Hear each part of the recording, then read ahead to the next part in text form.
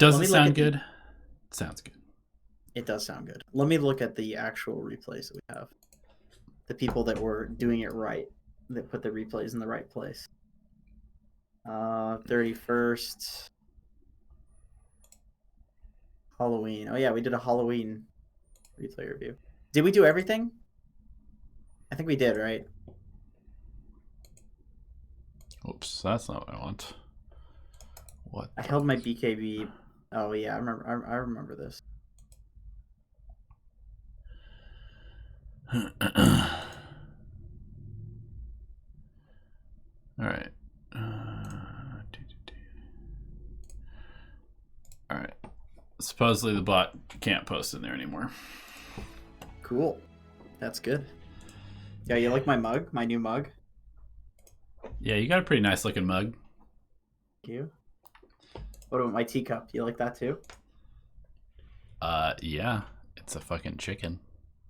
It's a cock. It's a big dirty cock. It just puts liquid into your mouth all the time. I see. Yeah, I'm just slurping from my cock, you know? You know how it is. I gotcha. Big, juicy white cock. Yeah. We gotta blow the cock first. It's got if you don't blow it, the juice is just a little too hot. Yeah, it's got a little like red crack going down the middle of it. What's that about? Oh yeah, that's just the dangling thing that just hangs off the cock. You know what I mean? Little black spots. Are those freckles? Are you tanning outside? No, that's what they call the eyes of the cock. And the cock has a beak, it has a head, it has the little dangling things that hang off that hurt if you get punched in them. Yeah, like what are those called? Like the gobble, like the gobbler. That's the gobbler. The giblets. That is the giblets. Don't punch the cock in the giblets. I got you. I believe the giblet, the giblets is the correct verbiage. Yeah, who are you to lecture me on verbiage? You know what? I know. I think I would know my big white cock better than anybody else, buddy. Let me tell you. Actually, I gotta blow on this so much. How are you holding it on the side? That's a pretty weird one-handed grip. I've never seen that before. What do you mean? It's hot. Of course I'm gonna hold it on the side. Okay. Snape? Who's Snape? Do I look like Snape? Are you Snape? What does Snape look like? Snape actor. Look at this non-Harry Potter watcher. I can't believe this guy makes. McAvoy? Can't believe this guy makes content on our channel. He's non-Harry Potter watcher. Are you even magical? Young Snape. Okay, the young Snape. I do kind of look like that guy. I mean, I just have long hair and I'm white. Sounds good. That's all I really needed to play Snape in the movies. I guess so. Yeah. He's got black hair though. All right. Let's get into the replay review, because I believe every week we spend like 20 minutes just shooting the shit, and we have another show for that. So yeah, let's get into this. I'm gonna link you all of the replays that we've got. Oh, great! Thanks, appreciate it. You're welcome. You can just go. Excuse me. What is this live streaming for? This is the replay analysis, replay review live. That's what this is. Scuffed Jared Leto. That's cool. I'll take that too, man. Jared Leto's sexy. Although people are giving him a lot of flack for his Joker performance. Yeah. So I don't know. I don't know if I want to be him right now, but people will forget in like a couple of months, and then I want to be him again. It's because he wasn't as good as Heath Ledger. He didn't kill himself for the role, so. Yeah, that'll do it. Yeah. You gotta really fully commit, otherwise you're just a pussy. Nobody's gonna respect you. You know what, man? Let me tell you something. Sleep is underrated, and what you were just talking about oh wait, never mind. You were talking about doing drugs is overrated, and alcohol is overrated. On all of this, I sleep for 5 hours a day. Wow, look at you. You're fucking your life up. That's good. Look at you. You're an unproductive piece of shit, because studies show that with less than a good amount of sleep, your productivity goes through the floor, but your ability to tell your productivity, well, that also goes through the floor.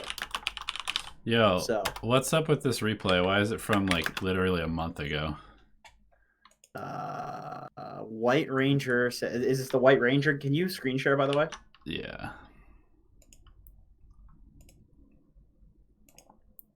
Yeah, it's not going to fly. It's from 10:11. It's not how we work. This is a crazy old replay, actually. It's like 5 patches ago. Must have been a good replay. Behavior scores are highly varied. That's like all of my games right now. Ooh.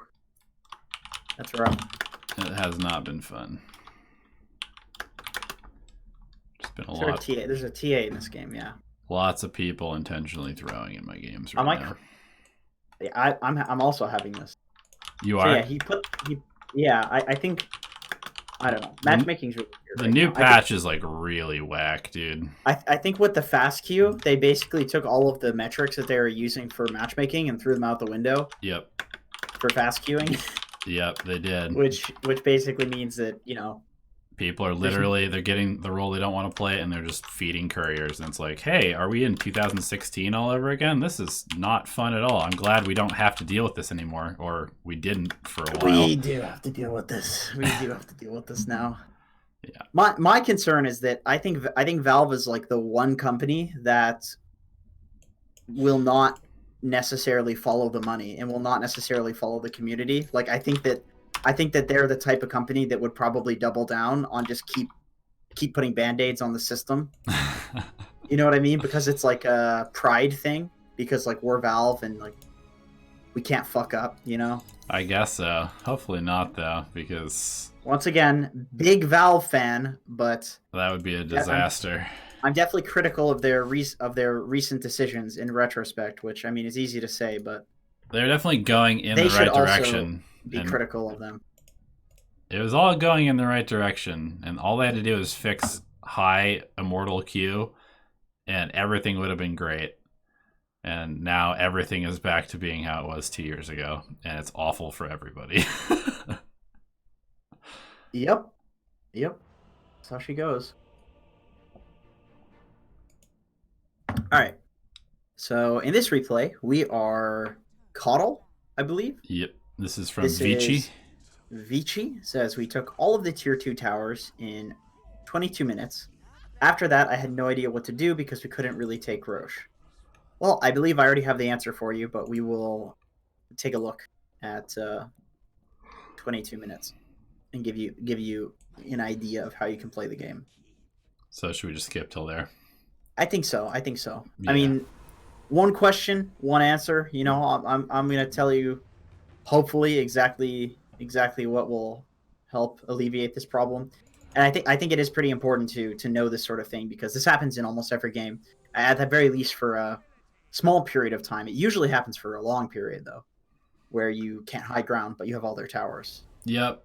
And there's sort of like mini periods as well after you take all the tier 1s, and the tier 2s are like a significant step up in terms of taking those, and so they can be a lot harder to do too. And people are like, well, what am I supposed to do right now? So we're at 20 minutes. Should we go all the way to 22? Okay. I guess go back a bit. Okay. Because this mid tower doesn't really matter that much. You basically have about the same map control. So pause here for a second. Sure. So I would say the problem here is that you've taken all of the towers, which should give you some map control in the game, but you're not doing anything to take advantage of the map control. You're not pushing the enemy team out of their own jungle, which should be unsafe for them due to the fact that they have no towers to TP to. So you basically need to play on their side of the map and not leave their side of the map with the majority of your heroes. Otherwise, you're just, the towers are just gold. Like these people shouldn't be able to play in their jungle, because if you have all their towers and you're playing in their jungle and they have to move to your jungle in order to farm, that's incredibly dangerous for them. Chances are only like one or two of their heroes max can do that. So you're going to be farming more than them. Even if you aren't high grounding, even if you aren't taking Roshan, you're going to be farming more than them if you take their side of the map. But if you're not taking their side of the map, there is almost no point in taking those towers, and you should just pick better late game and play for the late game. Yeah. That's what playing on your side of the map does. It's going even in the game. It's playing for the late game. It's actually almost worse to have taken their towers as well, in my opinion, because there's less because the nodes. creeps. There's less nodes for the enemy to go to, and so you basically end up with just like the lanes kind of pushed in, and then these two giant black spots where the two jungles are, and it's like really, really fucking hard to keep vision up in those because everybody knows where the wards go these days. And I mean, this is like, 5K bracket, so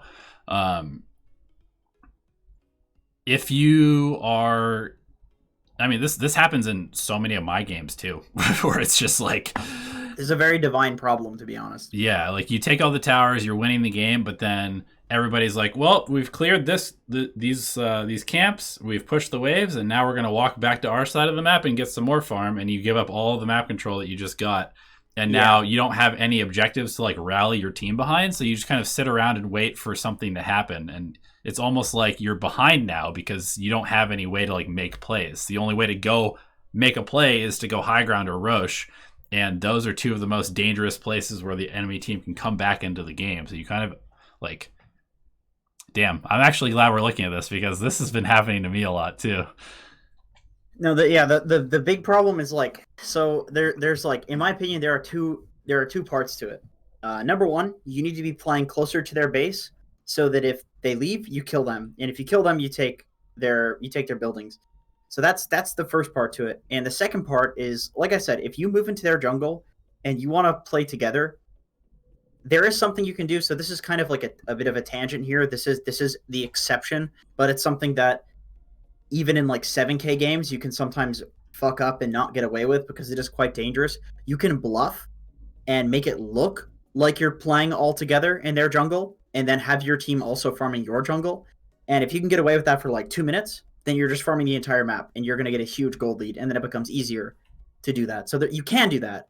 But so what you usually want to do if you're too afraid to bluff, or if you just don't have the confidence in bluffing, like, okay, I think the enemy team's going to guess that we're bluffing, you play all on their side of the map, you cut all the waves, you push all the waves, you farm all of the jungle on their side of the map, and then what might happen is the enemy team will start playing in your jungle with a few heroes.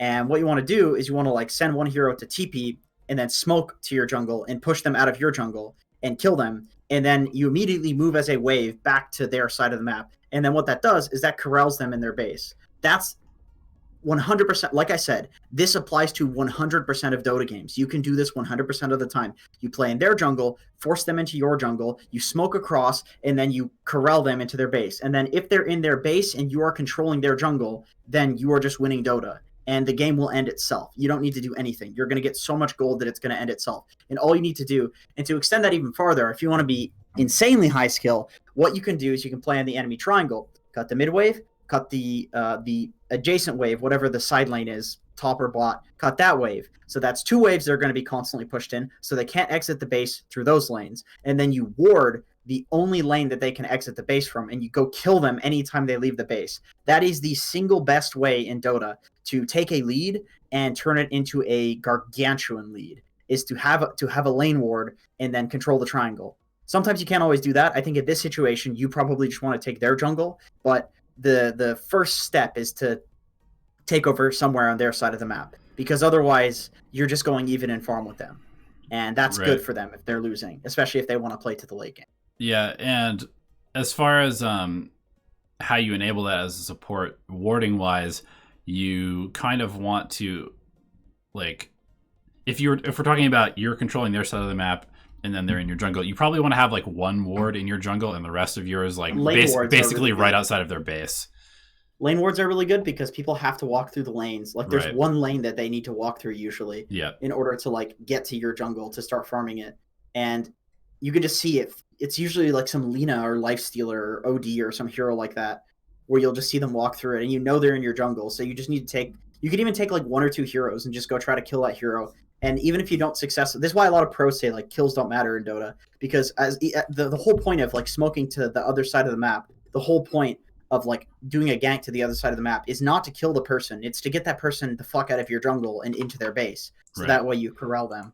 So like kills don't matter. If you're doing this and you don't get a kill, it doesn't matter. Like the action of smoking across the base, across the map, forces the enemy team to make moves. That's why, you know, a lot of people think Dota is based on like randomness and luck, but it's not really at a high level. Like I mean, to some degree, but less so than I think people think.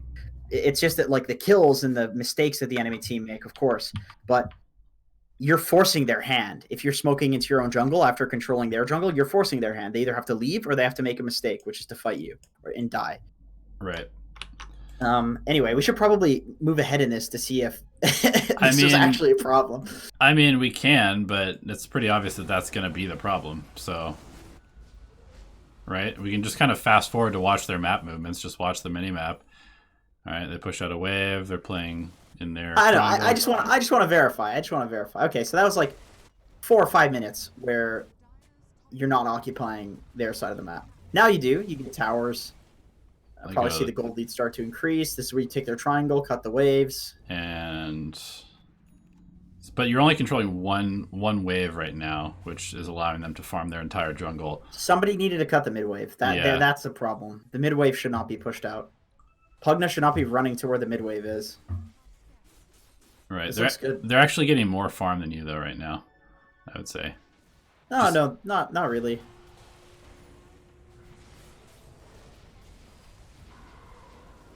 So you go push them out of their jungle. This is definitely fine.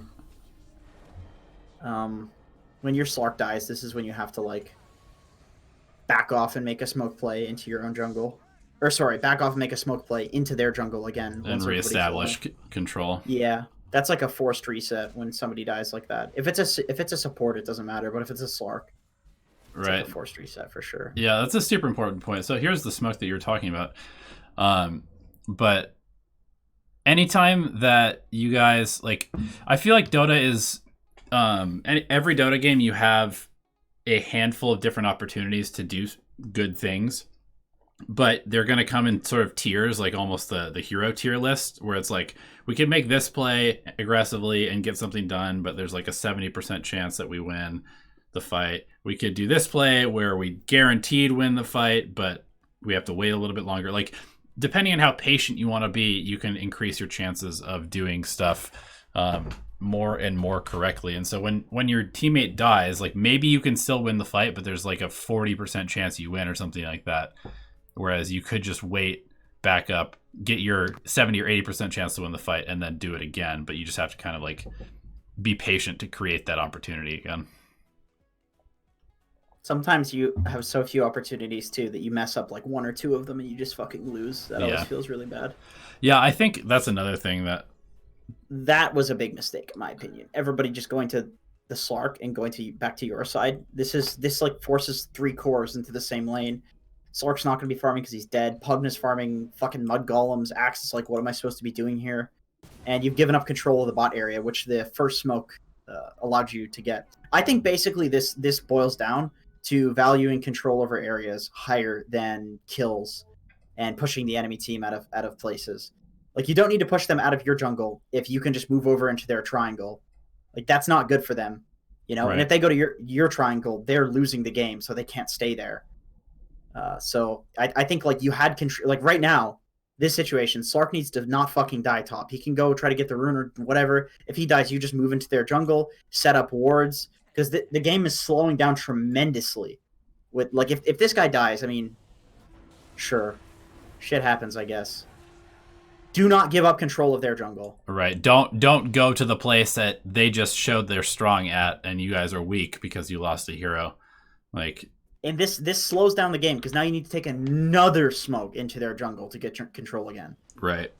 And I know a lot of people would wanna blame the Slark here, but this is not just on the Slark.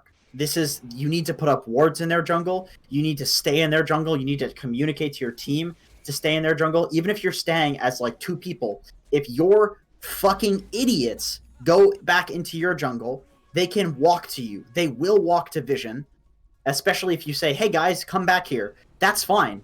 Like I see somebody asking this in Party Dota is asking this in chat. This is a question I get a lot in coaching. It is significantly better to do the correct thing and do it alone than to like play to your idiots and just do the wrong thing constantly. Because at a certain point, if you keep ranking up by doing the wrong thing, you're going to start losing again. You know, but basically because the thing is, like, you can recover from your team making dumb moves.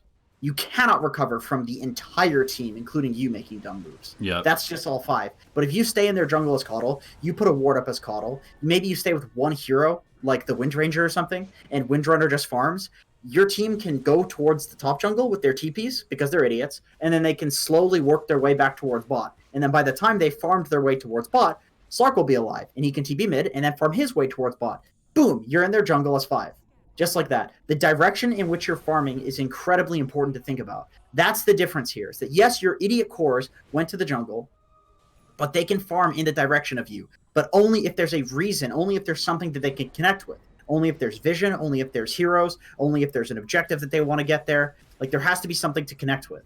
And you TPing as well, or you walking away as well, gives them nothing to connect with. Right, yeah, this is the first time in 10 minutes that you've had a ward over the river. And that's definitely a huge issue because it is wards are sort of like rallying points for your whole team to go to. Cool. Let's move on to the next one. I think that's a really, really good like segment. Hello? Yo. So it was real hot in my room. Do you see my bed? Can you see the blow up bed in the background? Blow up doll on your bed? Oh my god, my mom made that same joke. You made a joke that like a 63-year-old woman thought was really funny, so. Well, yeah. I mean, that's my target market. Great. All of chat is 63-year-old women, right? My mom is your target market. Yeah. That's how we do. Okay. All right, let's see. So, impossible game, Shadow Trader says. Problem number 1, calling games impossible. I mean, you know what? I do. I mean, I'm not going to lie to you. I do that too. But that doesn't make it right. That doesn't make it right. I also skip the gym and eat fucking cake and shit, which is not good. One AFK teammate, one role-abusing teammate. I bought most of the wards. By the way, I want to know how I can win. Okay. Willow mid. He's Willow mid. Well, first and foremost, if I'm being honest, I would not want to Willow. I would not want to Willow mid in my game. Yeah, are you the role abusing teammate? Because you sound like the role abusing teammate. If you're owning, I guess go with it. But I definitely would be kind of triggered if some guy picked Willow mid in my game. I had somebody pick Tusk mid in my game. He was a rank 600 player. He's like, "Don't worry, guys, I'm gonna play Tusk mid," and then he did nothing for the entire game, as expected. Just I'm not saying that our boy here is gonna do nothing. I'm just saying, being totally frank, if somebody in my pubs picks Willow mid, I'm like, oh fuck, here we go. Right. You know? You're like, all right, I'm rushing Boots of Travel and just split pushing for the entire game. Yeah, maybe something like that. But you know, we'll see. Maybe Shadow Traders like dank ass Willow mid. Okay, so we had what did you have? You had one AFK teammate, one role abusing teammate. Okay, speed up this shit. Let's see. Oh yeah, so you don't really have a hard support. You have a Pudge, who I guess is your support. Yeah. And an Axe bottom. Okay. So wait a minute. All right. So they've got Axe Pudge support, offlane Weaver, safe lane CK.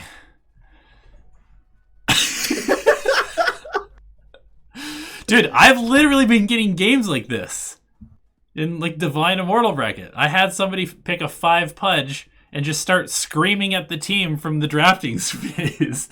And just refuse to buy wards. I was like, what the fuck is happening right now?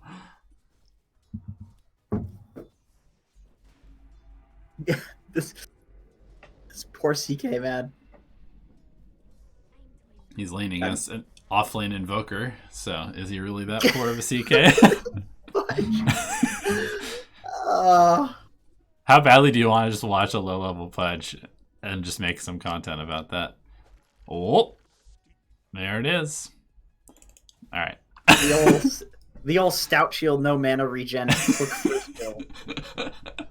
He has 2 hooks, and then he has to go back to base. But he won't. He'll stand in lane, leeching experience. And that was his 1 hook. That was his first hook attempt. I don't really know how you would play this matchup. I feel like you just kind of farm a little bit, but I don't think it's good for you against Ember. That seems like pretty hard. I feel like both heroes probably farm just fine. Yeah. I mean, let's be real. This is no like OD versus Ember mid or something like that. I feel like this is probably Ember favorite, if anything, just because he Probably. can get on top of you.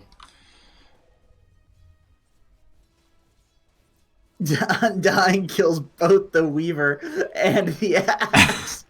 Dude. Okay, here's a quick tip for everybody. If you are below 2K and you're not picking Undying every single game, then you are throwing away literally 1,000 MMR right now, because that hero will single-handedly carry you from Herald all the way to like Archon 5, and all you have to do is just sit in a lane and decay people until they die. That is indeed what happens when you're playing the greatest lane dominator in the game. Yep. I think in like the lower level games, Dota is basically laning and then just fighting. Yeah, exactly. So if you just win the lanes, then your team has the advantage in the fights for the rest of the game. I'm gonna take a wild guess with this one. So okay, this is what I've been doing more in coaching, because I do think that with a lot of like 7K plus players, they kind of treat Dota like they act like in Dota there's a lot of rules, but it's more so they just make rules based on their instincts rather than the other way around.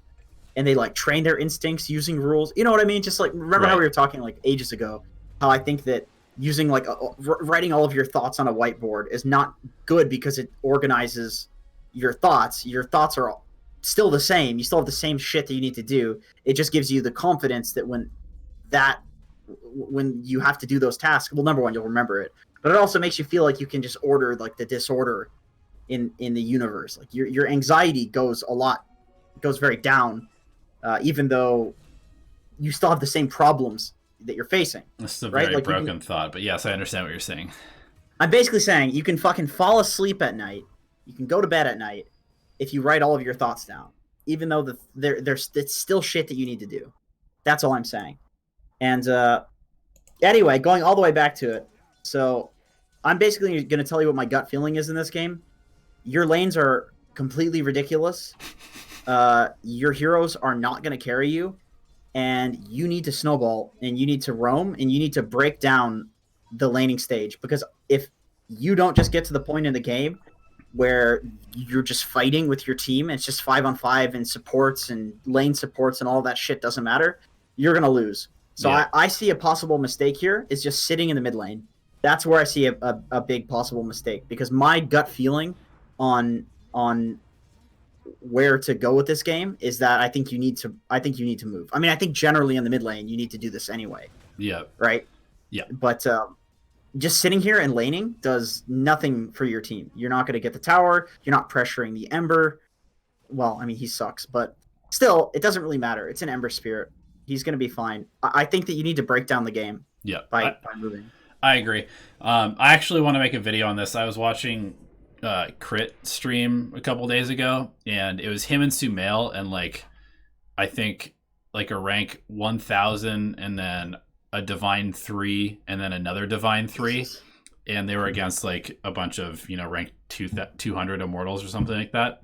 Yeah. And it was it's probably the most stressed I've ever seen Crit, but him and Sumail were just they took their 3 teammates and they put them on their back, and they literally climbed a mountain, and their teammates would occasionally like fall off and like intentionally trip them, and they'd fall back down the mountain, and then they would pick their teammates back up and put them on their back and just keep hiking up this mountain. And I think Sumail ended the game like 29-3 and 35 or something like that, and Crit had like 22 kills also. But it was one of those things where it's like, if they didn't just win all of the lanes by being so active and so just like hyper aggressive in everything that they were doing, there was no chance that they would have won the game. Like they had to snowball and continue to snowball for the entire game. Otherwise they lose. Well, I also think, generally speaking, if you're going to pick Dark Willow mid, you should not just sit in the lane and farm. I don't think this hero is particularly good. It doesn't shove waves, doesn't hit towers. Like, why would you be in the lane, basically? You're not going to be some like insane OD that if you just sit in the lane against like a really shitty lineup, you're going to carry the game. Right. Like this hero you pick because she has a timing. I think if you're picking Willow because her timing is like more than 15 minutes, then there's just other heroes who have way fucking stronger timings at 15 minutes. Yeah. You know? So this hero's timing, because she's like basically a support, is probably level 6 and level 7 is when you want to start roaming and just never stop roaming. Yep. Just go force fights that look good over and over and over for like the entire game. And what you'll see is that the other team will start like over rotating, and they'll start losing a bunch of farm because now they're rotating 5 people to a lane, and then you go and your whole team is like farming the rest of the map. Not because they're good and they know what they should be doing, but because there's literally nobody to stop them from doing it. And like that's basically what you do. You just get pickoffs, you force people to rotate over and over and over. Boots of travel early, probably really good when you're playing a Willow mid. Isn't Eul's timing? I think if you're waiting for a Eul's timing on a mid laner in 2019, like I said, that's a late timing. There's probably better heroes for later timings that will actually carry the game. Yeah, your timing is runes, man. Your timing is power runes, bounty runes, and like level 6. I was gonna say, like, because you have a bottle, you want to get early boots. You want to go to the 5-minute bounties and fight those. Maybe even stay a little while after that and try to get a kill. Give a support mid. You want to push out the lane as much as you can every time runes are about to spawn. Like this guy got, I think he has an arcane rune right now.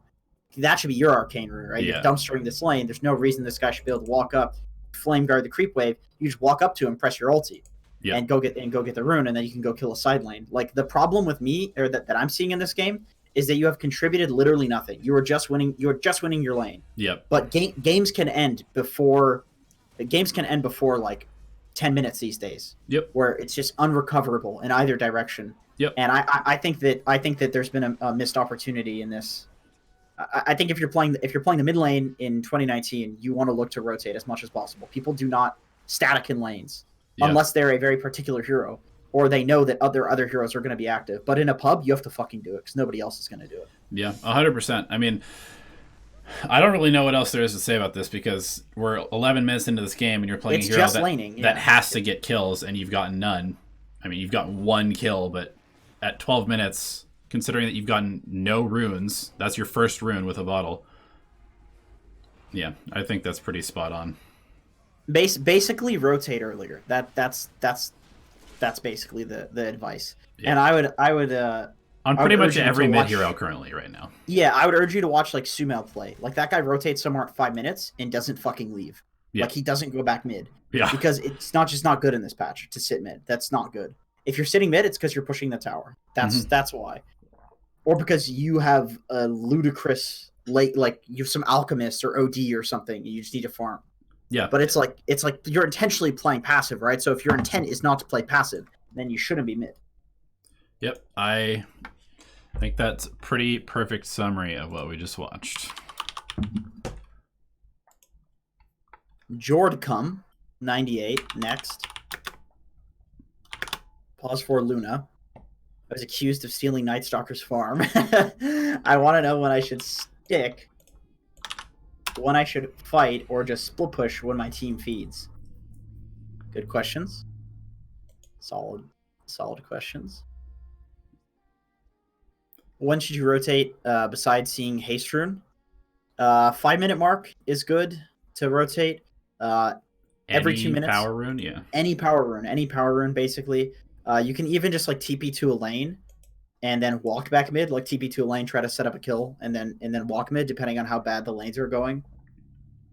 Yeah, I think another thing that I noticed there is that you didn't move your camera to the other lanes like once the entire laning stage. It was just you focusing on the creeps and beating the Ember in your lane, which is good. Right. You want to do that, but you also need to look for opportunities. Otherwise, you're just never going to see them. There's preparation that goes in, that has to go into making rotations. Like you have to look to see where your heroes are, where you need help, where your heroes are strong, and you can actually realistically get a gank. Once again, I personally feel like Dark Willow probably isn't a great mid because I don't think her ganking timing is that strong compared to something like a Quaswex Invoker or some shit. But her late game timing's not that strong either. That's the reason I think that hero's a fantastic support. But as a mid, like her spikes, she's not some crazy ass like Ember Spirit who's just like this wild late gamer. Right. Yeah, I think and also insane ganker. I think one thing that I've noticed a lot of people are really obsessed with is like their timing where they can find a solo kill on somebody. You know, like a Riki will never do anything until they have a Diffusal Blade. Dark Willow, we just saw the question, isn't his timing Yule's? It's like, your timing is not when you can solo kill anybody on the map. Your timing is when you and your team can get kills because there's an opportunity and you have the skills to do it, right? Like a level 2 Lion can get a kill. You don't have to wait to level 6 and use Finger of Death. You can put yourself in a position to use 2 disables and get damage from your teammates. You don't have to do everything yourself. Yeah, you want to always play to your team. Otherwise, you're just going to lose to anybody that plays to their team. Yeah. Which happens in pretty... I mean, I think it happens a lot in like low Immortal games. People are better at playing to their team. Yeah. Probably that's where it starts, though, for the most part. Other than when people are like randomly together and just fighting for no reason. Yeah. This seems like not the greatest lane to trade in. The classic Night Stalker versus Naga. Fucking worthless.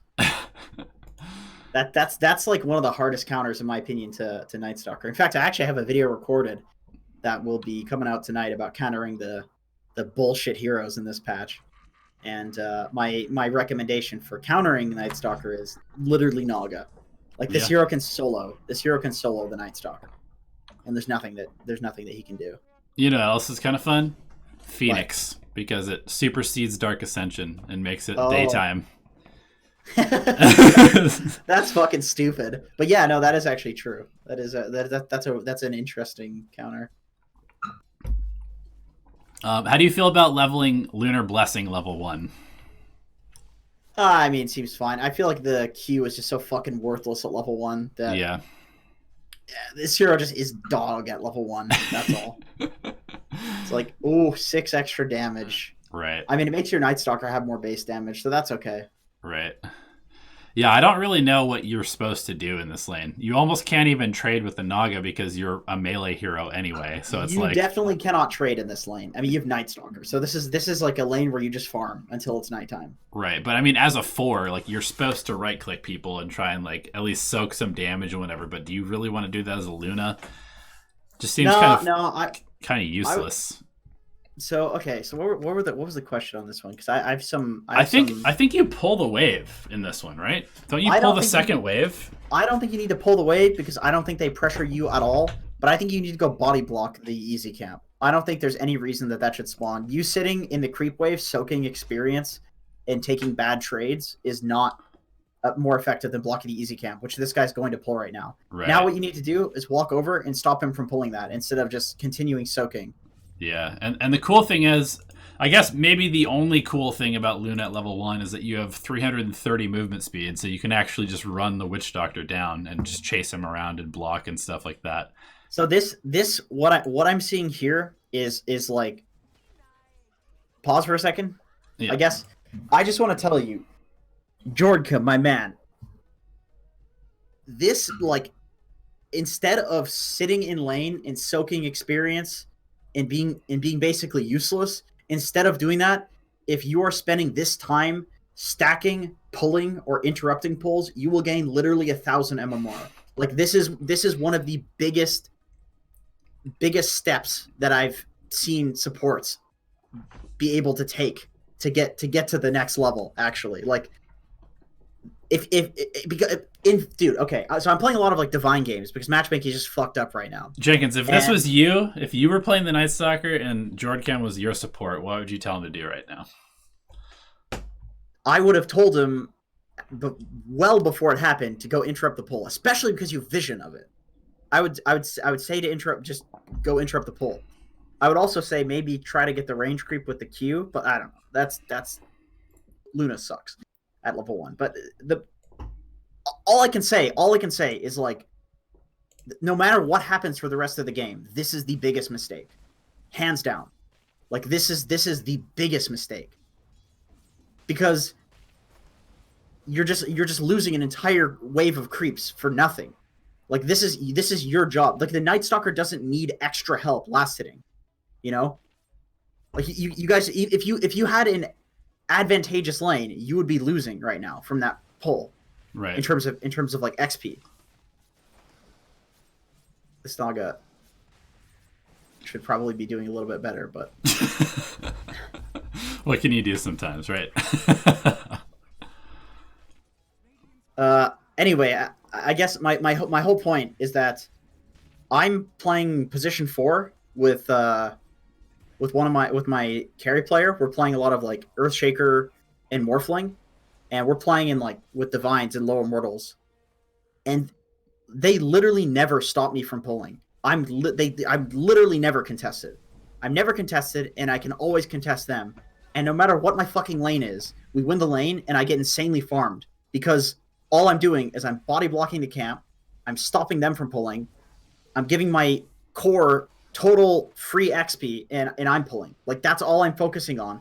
I don't even I get boots on Earthshaker. Like you don't even lane, you don't even go trade or anything because that doesn't matter at all. Right. And we have a 100% win rate with Morph Shaker, literally 100 over like 10 games or something that we've played in the last few days. And I swear to God, if you are just interrupting pulls and stopping pulls and you're pulling, you are doing more than almost every divine support. Yeah, I've seen basically 5 minutes of essentially zero impact. You might as well not have even been in this game. It's been 4v5 for your team. Because you haven't done anything. You haven't done anything. I do want to say though, this is not like, it is a you problem because you're a support, so you have a job to do. But essentially, the 4v5 is that you and your Night Stalker are the same hero. You guys are just doing the exact same thing with the exact same effectiveness, like 110% the effectiveness instead of 100% of like one hero doing it. You're just sitting and last hitting and contesting last hits. Right.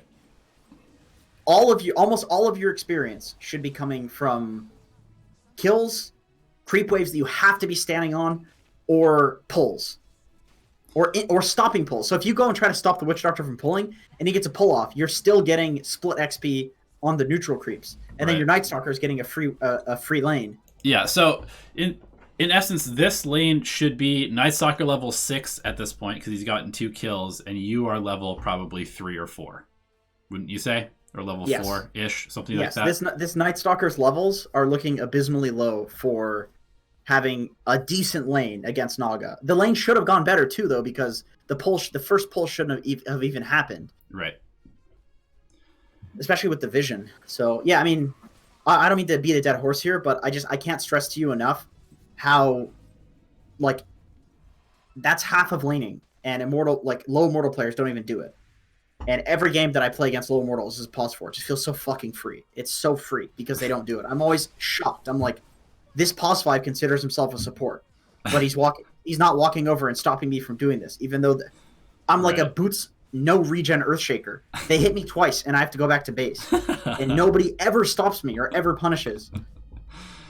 That's like funny. This is good. This is really good. By the way, if you stack the top camp at 53 and then this at 56, you can stack both by walking up to the left. You'd probably have to use your beam to stack the second one because I don't think you can hit and then get there in time. Maybe as a Luna you could, but either way. Anyway, I think that's a good point. That's like basically the only thing you need to learn from this replay is do shit in the laning stage. I would say that it is incredibly, incredibly important. It's like Divine and low mortal players throw games so much in the laning stage just by standing around. And you can abuse that to high MMR. Absolutely, you can abuse that. Yep, I agree.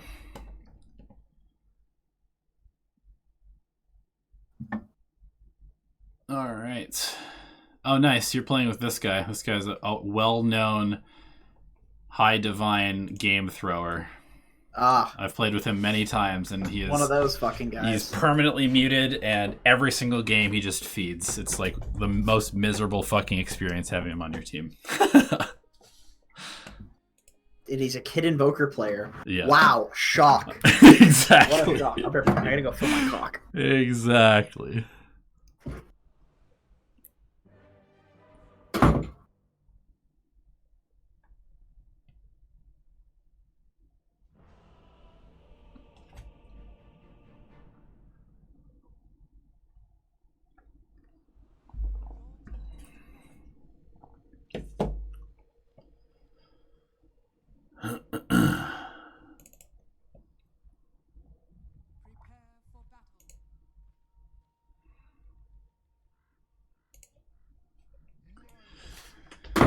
Oh shit! Don't mean to slam that. Sorry, boys. Ow, my ears. It's windy out. Wind is slamming my door. I wasn't just fucking pissed about that last replay. I mean, I was, but that's okay. Damn it! All right. Was my mic was still on? So this is from Winks, position 1, Wraith King. Okay, first replay, so doing everything wrong. I want to learn one step at a time, so please make me cry in the first 15 minutes of the game. Okay. All right. Sure. We can do that. Let's see. Make that happen. Yep. Certainly. So laning against Underlord. Underlord. Yep. Or Lich. I don't know that I would show yourself to the tower here. I don't know. Do you think you're hiding from like? Come on, Wink. Dude, divine players are wild, man. Yeah. You got a CM. That's you got a sniper mid. As soon as Monkey shows up, you probably should just get out of here. Yeah. I wouldn't even go for either of those. Sometimes I'd like sneak around and maybe try to get the other one. Yeah. But oh god, when the mid's there, it's just like, oh, get the fuck out of there, you know? Yeah, especially. There's the game ruiner, ruining the game. Do not body block the creeps, my dude. Is he gonna do it? Uh-oh. Well, this could possibly be a throw. We'll see. And there it is. And it was a throw. So you've effectively lost the lane already. Yeah, you want to try to keep this equilibrium for like at least the first 2 waves. You want to try to keep it right in front of your tower because you just can't be harassed there. Yeah. Also for the quelling should just be purchased like the moment the game starts with the bounty rune gold. Yeah. Okay, so now that the lane has been royally ruined, you gotta get your CM to pull this wave. Like that's the call, is pull this wave either with the small camp or say, I'm pushing this wave, please pull the hard camp. And then you do exactly what you're doing, and the CM needs to go pull the hard camp instead of right-clicking this Underlord. And if CM doesn't do that, then the lane is effectively not possible to play anymore. Well, no, it is possible to play. You just need to support as well. Yeah, you also have to be a support. Like I said, you know, I'm not trying to be elitist. I'm just stating the facts here. I've been playing Divine games. Divine players do not fucking pull. People think that they're supports, but they don't actually support. Like, people don't buy wards. People don't pull waves. People don't do any of the stuff that is within the job description of supports. So a lot of the time as a core player, you just have to do it because your guy won't do it. This camp has to be pulled. Like you've effectively made the Underlord. You've effectively made the Underlord the safe laner at this point. You're no longer playing safe lane Wraith King. You're playing off lane Wraith King, and you might actually be playing support Wraith King, and your CM is playing carry CM because that's kind of how this lane is shaping up so far. I mean, who cares, man? As long as you're getting like good XP. Yeah. And you're not just getting your ass beat. You just go jungle once this. All right, that death happened because the lane is way too fucking far up. That's the problem there. Yep. I think at this point the lane is relatively ruined. Yep. I agree. I think at this point you kind of start thinking about getting a point in Vampiric Aura and going and jungling. Like, I think you could probably lane for like a little bit longer, but you probably just want to. Like you push the lane out, just single pull and push the lane out, single pull, and then eventually go jungle. Yeah, something like that. I might even rush a Midas. I don't know. Just say fuck boots. Yeah, I agree because you really have no business fighting on this hero until you have Midas Radiance anyway. So, and if you don't have the ability to move around because your lane is ruined and you can't really push or fight before that because you had a bad lane, so you've died twice now. I would definitely just not come back to this lane. Get that vamp aura and get out of here. Yeah, there's like a few things you could do. You could come back to the lane and have your CM go jungle. You could go jungle and you could have your CM just sit in the lane. That's fine as well. Yeah. But usually when lanes are just like going abysmally, you want to make like a hard change. You want to like go take the off lane. Probably can't do it on this hero. You want to go jungle, have your support jungle. Like you want to do something to just change up the losing lanes. Yeah, stop laning against an Underlord. More importantly. Yeah, like, that's a pretty hard one. Yeah. I mean, maybe you could sustain with the Vampiric Aura now, but you should definitely have quite a bit. But do you even want to be here is the question. Probably not without safe lane awards. Yeah. I mean, even then, it's like, fuck, man, this hero just wants to farm. It's not your job to stand in front of towers, honestly. Exactly. That's kind of the point. It's like you'd almost rather just be in the jungle doing Wraith King stuff than trying to defend your tower like a Sand King, because you don't really have the same capabilities of staying alive. No. And slipping out of a gank like that. If you die and lose your ulti, it's worse than dying and just feeding the kill. Like, the ulti is so important. Yep.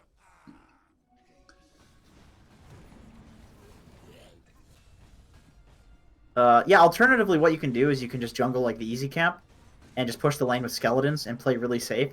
I think the main problem in this replay is there's been 0 pulls. Like, literally 0 in 10 minutes. I feel like I don't even need to say anything else in this laning stage. There's been literally 0 pulls. You should not be trying to lane right in front of the enemy tower. If the enemy team has more than 2 brain cells, 100% of the time that will get you killed. And if they aren't killing you, it's because you're not playing against good opponents. And you want to be good at Dota, you want to be able to play against good opponents. You cannot do it in front of their tower. If they haven't picked completely abysmal, stupid heroes, or they have more than, single-digit brain cells, then you're gonna die without pulling. That's the bottom line. Is that you need to support yourself in these games, or tell your CM, ping for your CM to go and support you. Yep. Yeah. So I mean, I will say, like, now your movement is pretty good. So like you're doing good stuff now. But it's after the tower fell, and that's always the problem, in my opinion, in these like divine games, is that people always try to take their tower first before making a move. Yep. When it could have happened earlier. Yep. Agreed. All right, let's move on to the next one. Demez says, "How was that divine? What the fuck? So poor playing." Well, just imagine how your games look. I'm not. I don't want to sound like an elitist dick or something. I think that if you play a lot of Dota, you're gonna get good at it. But games look pretty fucking bad up until even like rank 200 Immortal. Games look really bad from an observational point of view, where you can see everything happening. Like, I mean, let's be honest. I look at my own replays and I fucking cringe. It's like, how did I not know they were all coming? I'm so fucking dumb. Nobody's showing on the map. I saw for a second this guy, but my dumb brain just didn't see it. Yeah. And that's what's happening here. So imagine the lower rated games. It just looks like a fucking clown fiesta. Dude, I mean, people think that about tier 2 Dota. Like, literal competitive at the minor, people are flaming these teams because it's like, oh, Hellraisers is so shit. Look at them not be able to pull off this gank or hit their spells. Fuck Hellraisers, they're terrible. I can play better than them. They are shit, man. We're just all so much shittier. Exactly. We're all so shitty. I've had this discussion with my girlfriend, and we basically decided that, like, the absolute base level of Dota happens at like mid Immortal. Yeah. Like rank 800 maybe. That's when you have like a modicum of teamwork and a draft that actually makes sense, and people do like the team play stuff to some degree. And everything up until that point is just the wilderness, man. It is fucking wild. Yeah. And you have to be chopping your own wood, building your own house. Like... Exactly. Hunting your own meat. It's a totally different ball game, man. Exactly. You have to do fucking everything, man. You have to have your own farm and sustain yourself. You can't just go to the grocery store. There is no fucking grocery store in Divine Dota, man. Exactly. You have to grow your groceries. That's such a funny analogy, because you think about it, you look at like EG, for example, and Arteezy, it's like, oh man, Arteezy's averaging like 500 last hits a game. I can only get to like 300 in my pubs. Why is that? And EG is literally, they're in like year 3,500, and there's like Amazon instantaneous teleportation of groceries to his house. Yeah. It's like that advanced in terms of what they're doing. they're doing like impenetrable map stuff Yeah. to basically guarantee that he gets farm, and then he's good enough to also abuse that to the highest possible degree. Right. So I mean, it's not taking away from him. It's just that we're not taking away from his team when we look at that. Right. So we all just got to delete Dota, man. I mean, it's a game and it's fun, but I'm not going to go play, pick up baseball at the pitch and be like, fuck, I should be in the MLB, Like, I feel like with gaming is the only thing where people are like, oh, I could play pro level. Yeah. But with real sports, it's anybody would be like, dude, we're a bunch of idiots like playing house league hockey or something. And just having fun with it. But Dota's so serious for some reason. I feel like gaming just in general, it feels so accessible. Yeah. So the highest possible skill cap also feels really accessible, even though it's insanely fucking hard. Requires a lot of time. Yeah, it's also, I think a lot of people, like, you learn to game in your house, maybe with your friends. Like, I was probably the second or third best Smash Bros player for 64, and then I went to college and played some dude who like played in tournaments and couldn't like kill him a single time, and you realize like, oh, there's like so many different levels to what being good is. Right. And when you go from your basement and your friends to a global scale of over 7.5 billion people, it's like, are you really rank one or not? So this is like super tangential, but that's why as as a Dota player, plays a lot of Dota, played competitively, and I know how fucking hard it is to be. I'm not even good at Dota. I've been trying for so long, and I'm still not even good at Dota. So I'm thinking that probably Smash is like that too. The way I look at Smash, which I play a lot, is literally I'm just having fun with it. Like I'm not. I don't want to like put my mind in the wrong place, because I know if I go down that path, that's like a long dark path. You know what I mean? Right. People are Googling like my girlfriend. She Googles like the like combos and stuff, and she's Googling like all of these like intricate mechanics and shit. And I'm just trying to fucking see where my guy ranks on the tier list. I just want to see how good Little Mac is compared to like these guys, or some like funny shit you can do with Little Mac, or you know what I mean? Or maybe I'm just interested in seeing somebody like win a game with Little Mac. It's like really simple things, because I know that there's so much more you need to know to probably even be relatively good at it. Yeah. Competent, yeah, maybe that's a good word. Like when I watch tournaments, I'm literally just like, I enjoy like the colors and shit on the screen. I'm not trying to know what the casters are talking about and shit. It's like you kind of feel it, but right.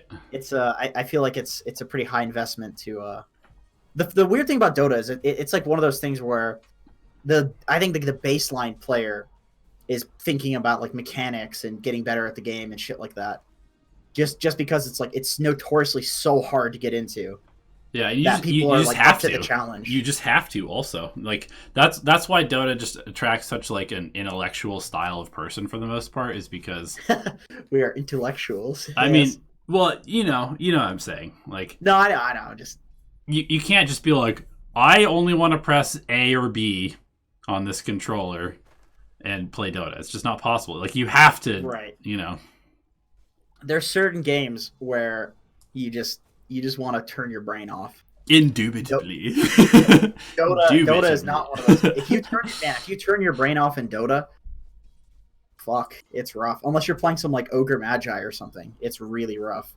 Yeah, if you turn off your brain for like 1 second, you can lose the game. That's why it's very stressful and energy consuming. We won the entire mid game. We won, but the entire mid game felt like shit to me in the end. We won when I decided to fuck team fighting and sat in the side lanes pushing and took racks the next time they tried to high ground. At around 20 minutes, I really wanted to group as 5 mid because I thought we were stronger, but we just lost a couple fights. And then felt weaker from then on. If you can look at 20 minutes onward, that would be appreciated. Okay. All right, let's go to 20 minutes. See how she's going. I like to build this game. I think Crimson Guard's a very good choice. I don't think you need Pipe this game, heroes. But I do like Crimson Guard. I think maybe Crimson Lotus looks a little bit better to me, considering the heroes you're against.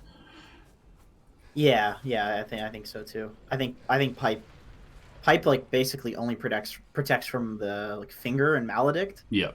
Even even Witch Doctor's like physical damage, Silencer's pure damage. So I think think Pike is kind of useless. Yeah, Crimson Vlad's, Crimson Solar Crest, Crimson Mech's Lotus not Orb, bad. Mech. Yeah, So, Guardian Greaves also really good. yeah, like especially because there's a silencer on the enemy team. Greaves are always fantastic. Yep. Let's go back and watch what started this fight here, because I want to actually take a look at the map and see. Usually, whenever there's like a big depth like this, there's something fucking up. All right. Right, because they're up by 5K. So And let's pause here for a second and just take a look at what's happening here. So we have the top bounty runes are being taken by your team, so they're moving towards top. It's possible that they could move towards mid. That's not unrealistic. You have a Slark who's bot. Looks like he's moving into the jungle. He could maybe also get to you, but here's a moment where you need to be a little bit careful. You want to like push this and then get out, because your team needs a minute to connect with you. So this doesn't look bad so far. Yeah, we can skip ahead. Yeah, I'm just gonna say that before we watch this, what is going to happen here? I'm just gonna call it. I know it's gonna happen. Obviously, we watched it a little bit, but what's gonna happen is, and this happens in so many games, and I do this, and anybody who's like trying to play fast will have a tendency to do this, which is you make a call, you do it, and then you don't wait for your team. Right. So yeah, you need to make the call and be like, all right, hey guys, let's push. And then you need to push it, and then you need to back until your team actually follows your call. And if they don't follow your call, then you need to fully back and go be with your team. Or wait for the next wave. Now you want to be careful, because you see your Bloodseeker is pushing top. Like, your team is moving towards top. They're not moving towards mid. Yeah. So there's going to be a delay here. I think whenever you're playing a frontliner like this, and I say this because these are the types of heroes that I play a lot of. I'm also an offlane player. You want to pay attention to the direction in which your team is farming and like what objectives they're trying to like accomplish on the map. So you see Bloodseekers trying to push top. Yellow is sitting behind the Bloodseeker. You have some good vision top, so you playing towards the top side is not bad. So I think probably a good play would be, since you're waiting for the Bloodseeker anyway, is to go Firestorm mid and then walk back along the tree line towards the high ground and sit on the high ground and just play around the ward vision. That way your Bloodseeker and your tree, they're near you. Yep. Your Grimstroke looks like he's following your orders, and your Slark can eventually connect. But what's happening right now is you guys are playing in 3 lanes. Yep. Slark was just bought. You're mid, and your Bloodseeker is showing top. So if the enemy team, once again, has more than single-digit brain cells, they're going to kill you for this. Right, because they'll recognize, oh, there's only 2 heroes in this location top. There's only 2 heroes in this location mid. We don't know where the Slark is, but actually, except they do, because they have a ward down here. But basically, that being said, this doesn't look like the worst thing so far. No. Like, they still can possibly connect with you. But now you definitely want to be careful. Okay, so we're walking towards the high ground. That's pretty good, I think. Your Bloodseeker still pushing top. This is too aggressive right here. This is very aggressive. Right, like, I think that actually everything you did up to this point is good. Yeah, just go sit up here. You have vision now on 2 high grounds, right? If you were sitting up here, you can watch. You can just wait for the next creeps and cut them right outside of the mid tower, and just keep doing that until your team comes to you. Basically, just keep this mid wave here. It doesn't need to be like in their base. You don't need to cut the wave at their tier 3. The creeps are going to come to you. Exactly. I get you want to push the tower and protect the siege wave. I totally understand that, and I think that's a high skill idea. However, this is one of those situations where it's not possible given where your team is. Yep. They fucked up. So you don't want to make their fuck up your fuck up by walking up and trying to protect the siege wave. It was not realistic when your team's not there to defend you.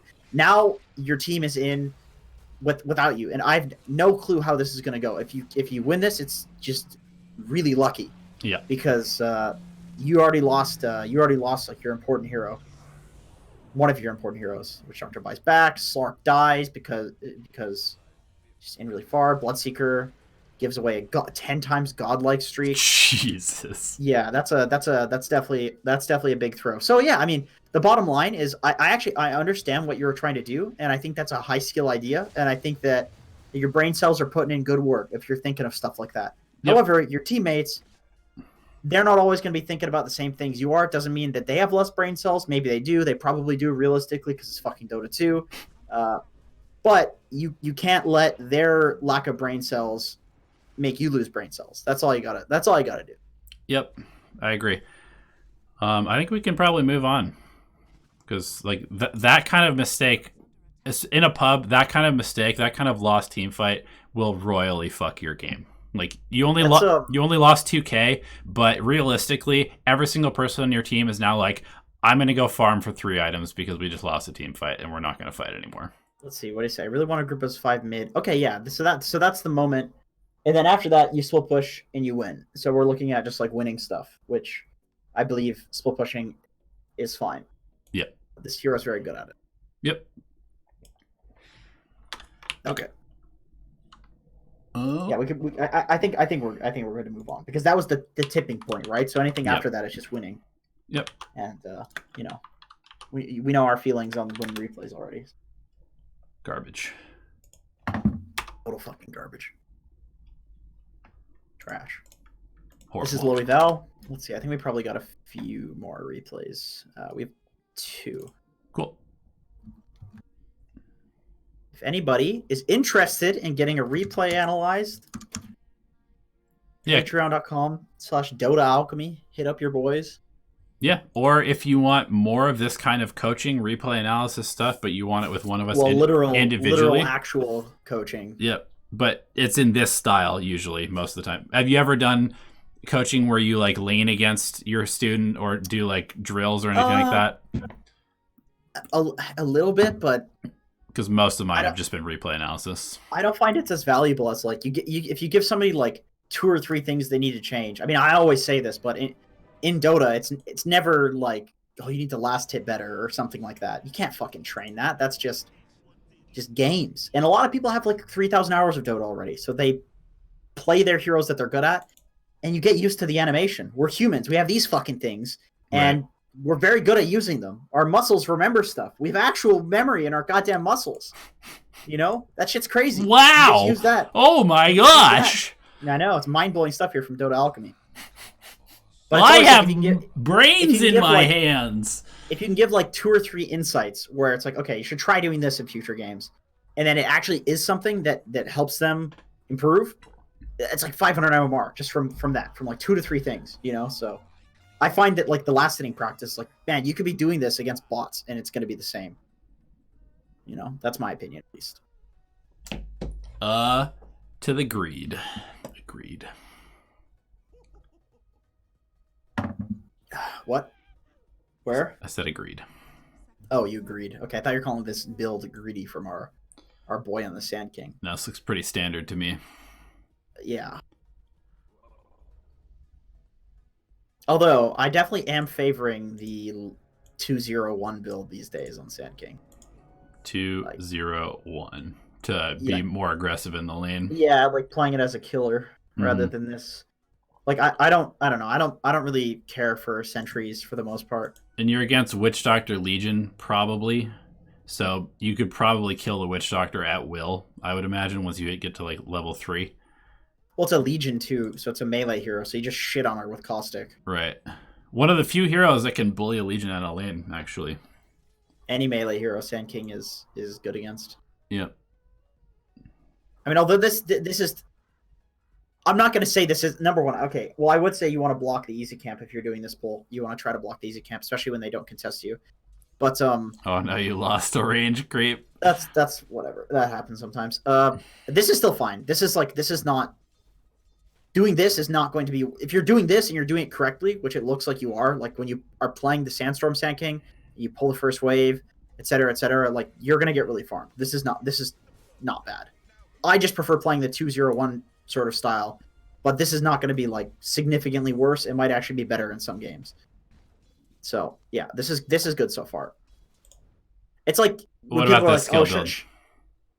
It's fine. This is the build for this sort of Sandstorms. Okay, gotcha. Yeah, which is fine. Like I said, I think, I mean, you're gonna have a lot less kill threat, but this is a pretty safe build to go for. Sure. I think it's like the difference between going for like Lotus Orb and Crimson Guard. You know, it's like those are both good items. Right. You know, sometimes, like in a lot of games, the difference between items is like 2%. Right. And the important thing is like, hey, you shouldn't have played here. You shouldn't have done this. One of those things where it's like probably doesn't matter that much. Yep. Pull the lane back. You get all this farm. Mega unfortunate. Creep wave runs by. Your support feeds. You're against a tri-lane, so I definitely would not go for a second point in Burrow Strike if you're going for this build. You want to try to get the Sandstorm maxed out. If you look at the second point in Sandstorm, it's almost 100% uptime. It's a 25-second duration, 34-second cooldown, which means that if you use it at like the end of a creep wave, then you'll have it for the next one, and then you can cut the next one and have it up again. So the second point is very important. Also, the damage goes from 20 to It's 45. over 100% increase, yeah. Yeah, it's insane. It's ludicrous. So you want to make sure to abuse that. I also kind of feel like if you're going for Sandstorm build, you probably want to be using Burrow Strike less than you have been, because it kind of feels like you're just burning through your mana really fast right now, and you almost don't even have the mana to use Sandstorm when you need it. That's just kind of what it feels like to me. This seems like a mix of the two builds, yeah. Yeah. And I think you want to commit to one or the other. If so, what you can do is if you go for the second point in Sandstorm and they're still tri-laning you, you just cut the wave, drag to the easy camp. Right. And then you just have the Ogre play with you. Legion free farms under tower, but you're both free farming the neutral creeps and you're free farming the creep wave. Because it'll be 2v2. You see what I'm saying? It's like you're essentially forcing like a dual lane, except where their supports are getting nothing and you're getting a shitload. Right. But you have to have that second point in Sandstorm. You have to start cutting. That's a really nice tactic that you can do against these tri-lanes, is you just have your support come with you, you start cutting. And what are they going to do? Send the Legion to try to kill you? They're going to lose the tower. Right. So you're kind of doing it after you die, which is fine. Obviously, you know, looking back, you probably want to do it earlier. Yeah. This is fine. And you would like the second point in Sandstorm. You really would make this a lot easier. I also think that one of the biggest issues that I see in Dota, and I mean, I know that I do this, I think one of the biggest issues that most people encounter in playing a game of Dota is not committing to something. It's usually like supports will lose games all the time because they're trying to win all three lanes. The carry will lose games all the time because they'll feel pressured into showing up for fights even though their team is just constantly feeding. You are trying to do two builds at the same time and play in both an aggressive and sort of just a sit there style. And so you need to just commit to an idea and just do it to your best ability instead of trying to do everything at the same time, because you're just doing a mediocre job of both of the things that you could be doing right now. I agree. I think that's really well said. I think you could either be extremely farmed or you could be killing them a lot. Yeah. If you started aggressively. But yeah, this is like a kind of jack of all trades, master of none situation. Yep. Were there any specifics? What was the question? Yeah, exactly. Felt a bit underdog in the laning phase and made a mistake not defending mid-tier 1. Comments on general map movements and laning phase welcome. Okay, so laning phase. All right, so we talked about the laning phase. We can look at map movements. Yeah, let's just kind of fast forward a little bit. So, bounty. Camp, take the bounty. Head to the mid wave. Seems okay. Definitely don't want to like keep flank top like normal. Unfortunately, your Viper feeds top. Would it be cool if you could aggro the creeps to that? Yeah.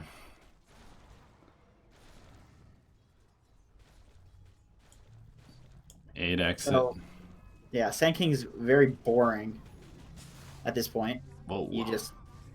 That was memeing. You're a little too far forward. Memeing a little bit too much. That was just memeing. Yeah, that was straight up memeing. And it does get you killed at the end. Results in you having low resources. Yeah. Go back. This is an important thing. Go back to the TP. You have no need to TP anywhere. You can just walk anywhere. You have Tranquil Boots. Your hero has like 400 movement speed with these Tranks. Yeah. You can just go walk mid, and then if shit happens top and you need to be there, you TP there. Like you're TPing here to a lane that's already being farmed, and you're like, now I'm farming this, and then Ogre just leaves. So you're trading one hero farming for another when you could just walk top, keep your TP, and then Ogre would be taking this farm, and it's no big deal. Now he just has to walk away. In fact, like, okay, so Ogre's probably dying here or whatever. You would rather the Ogre die here than you. Ogre playing top is fine. That TP is a big mistake, in my opinion. This hero's TP is insanely important because you could lose the bot tower from TPing here. You could also be showing up for this bounty rune fight, which is coming up in 30 seconds as well, and is kind of happening right now. Let's see. I want to see what happens here. Yeah, you could be showing up for all of this. I mean, generally, you want to be playing in the mid lane or the bot lane anyway soon. So, Right. like, if you have to TP to show up to the bounty run fight or just walk there, I think it's really good to just be there. So you can like 2x it. So your Viper dies. Solo to Witch Doctor, not good. And bot is Pudge trying to kill Drow, kills Drow. You die, so yeah, that was a huge mistake. Yeah. You could be bot winning that fight, which would mean you're not dying top. You could have prevented 3 deaths and probably gotten a kill on a Witch Doctor and a Pudge, and possibly 2 bounty runes, and also be protecting this lane. Yep. And the Pudge can't do shit to you. Yeah, I'm seeing a lot of just like instantaneous TPs without a whole lot of maybe plan for why they're happening. TP is probably the most important resource in the game. Mid tower's dying now because of the TP. Yep. But this all stems from the first wasted TP. Yeah. Anyway, I think we can move on from this one. We covered a good amount of stuff. I'll be right back. I'm going to use the bathroom. All right.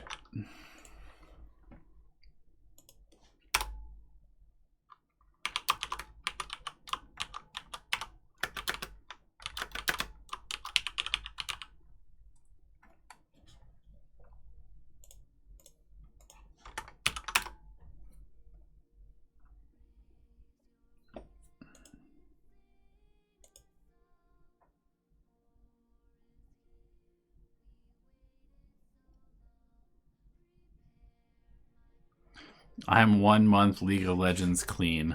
Congratulations, dude. Congratulations. How does it feel? Pretty good, I would imagine. Pretty good, I would imagine.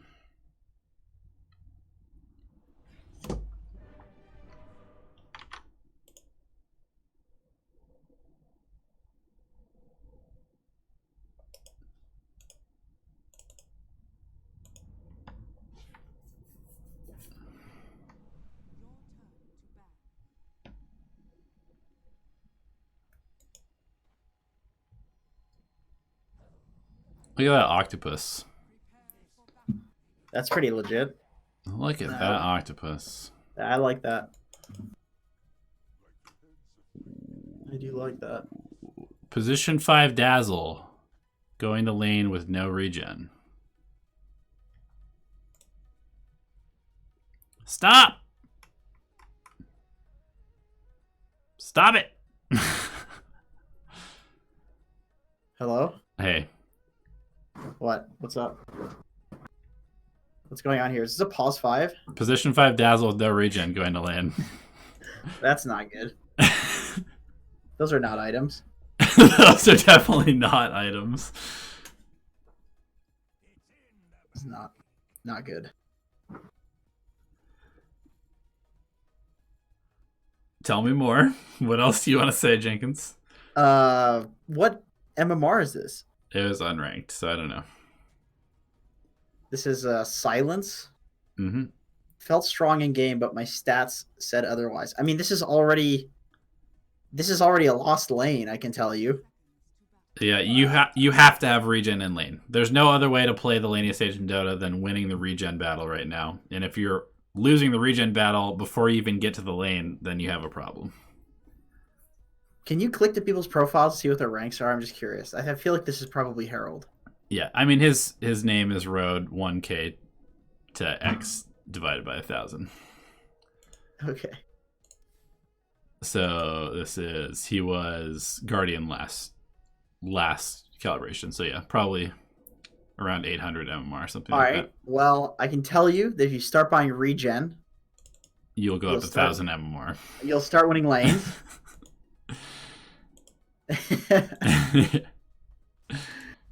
Yeah. Okay. Well, let's watch. Donnie Darko, my boy. Oh, sorry. He's on the other team. But I got to root for him because Donnie Darko, no! No! Get him. Get him with that. Beat his ass. 2 damage. Beat his ass. Drop a ward, beat his ass some more. Oh, nice. It's a good play. Put your Svens alone. Hey, your Sven That's has good fine. items. That's fine. Doesn't really matter.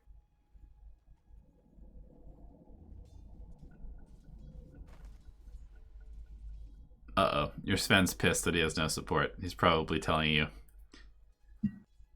Well, he's standing in tower top, I think.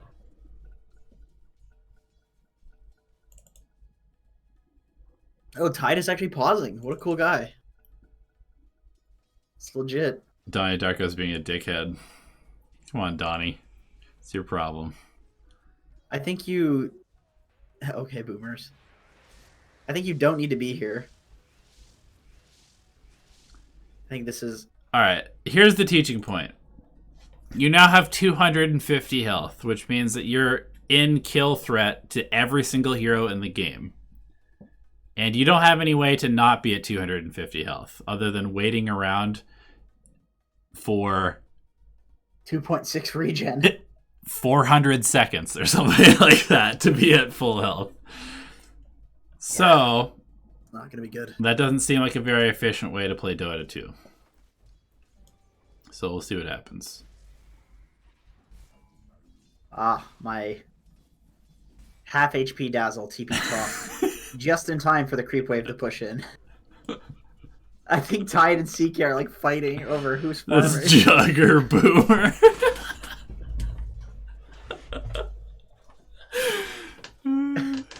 An OG generation.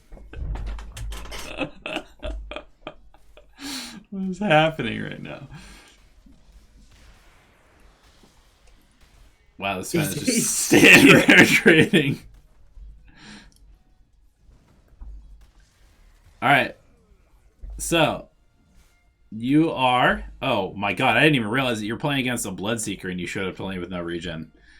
Yikes. That's not fun. But yeah, basically, here's the thing. Regen, here's how the lane stage in Dota works. Both teams go to the lanes. The team with more damage, the team with more total health and damage wins the lanes because they are able to bully the other team off of the creeps and off of control of the creeps. So basically, the entire point of going to the lanes is so that you can help your team control the creeps. And if you don't have any health, and if you don't have any regen, then you have a very, very small amount of resources to use to win those creeps. And so instead of having 640 total health to win the creeps, you could have had several thousand health because you would have had a salve and 6 tangos and a couple of mangoes. Yeah. It's like you could have double the amount of HP or more. Yeah. That's really all it comes down to. Like, that's the whole purpose. And if you just, take away all their regen, which chances are they probably didn't buy very much regen either because it's Guardian bracket. I'm seeing a lot of Quelling Blades. a lot of QBs, yeah. Oh, Jesus Christ. Yeah, if you take away all their regen, then they will just keep coming to lane and feeding over and over and over, and then you'll get more levels, and it'll get easier and easier and easier. And then you don't even need to play Dota because you have a 2-level advantage, or like 5-level advantage. Yeah. Ah, here it is. This is where, okay. The Jabates. That was sick. My god, this Bloodseeker's having a fucking field day, man. This Bloodseeker is loving his life. Let me guess, right CK did not come back to lane with any regen. Alright, he didn't. He's just got tangos. So now he's fucked. Oh my god. Jeez. Alright, seeing one salve purchased. That is a good start. I do have to say that the null talismans on position 5 Dazzle, that is not effective for what your job is supposed to be in the game. This hero, this role in general, you don't get very much gold. Yeah. And null talismans give you damage, mostly damage. Your other heroes are cores. They're going to be very farmed. They're going to be doing a lot of damage. Your damage is negligible. But what is very difficult for you to do in every fight is stay alive. And if you just stay alive and press your spells, the enemy team is probably going to be pretty upset. So either you can spend your money on a bigger item because you're not going to have that much money, and like every one of these kills is just like, as a position 5, you're having fucking wet dreams, you know, when you're considering the amount of gold that you're getting here. So you actually get items. Yeah. So like bracers are good, or like build into like a glimmer or medallion or something like that. But these null talismans are going to make you're going to do roughly the same amount of damage because your damage doesn't matter, but you're going to be just as squishy and just as useless rather than like having a glimmer or something like that. Yeah, basically, if you're playing position 5, your job is to cast your spells as many times as possible in team fights and make it hard to kill you. And probably die. How you've built is as if you were a core and the main source of damage on your team, which you aren't because you're a support and you have damage from your other heroes. So Bristle, Storm, literally all of your other heroes have insane amounts of damage. Yeah. So, you know, and to be perfectly honest, you don't need these null talismans to get these kills. Your hero is like fucking busted in the laning stage. Dazzle's so good in the lanes. All you have to do is just play normally and just be alive. You can also just build into a medallion, and the components of that are going to give you, like, boots and Blightstone. That's going to give you more damage than these null talismans because it's all physical that Dazzle does. Yeah. Hey, Fargo. Dazzle, no magic damage. Well, the nice thing about null talismans is that it's spell amp, not magic damage amp. So it still works on Shadow Wave. Today you learned something, my friend. But more importantly, Silence has learned that he should have regen, which he currently has 6 minutes into the game. These should be in your inventory at the beginning of the game. I do like that you're salving the Sven so that you can continue to play lane. That is good supporting right there. That is what you should be doing from minute 0 instead of 6 minutes into the game. But keep doing stuff like that, and you will actually have pretty good impact as a support. Yep. All right, let's move on. Yeah. It's pretty simple stuff though. It's easy stuff. Okay.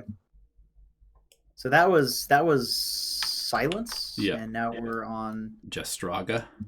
And then we have one more after that. We'll cut it off after that. I think we'll say replay, review, ended line.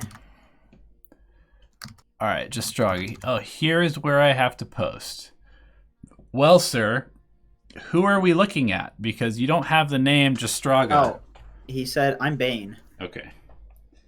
That's my fault. I didn't copy paste. I said I'm Bane. Storm said he was a Smurf. I'm not sure. I guess I played bad overall and fucked up a bit in every moment of the game. I'm Archon 4, by the way. Please ignore that I'm super toxic. I know I have to change that. I'd like to change my playstyle on top of that. Sorry. That's funny. Admitting it is like the first step, so yeah. That's good. All right, we're back. I gotta go fill my cock up again. Oh my god. This guy drinks more tea than anyone I've ever seen.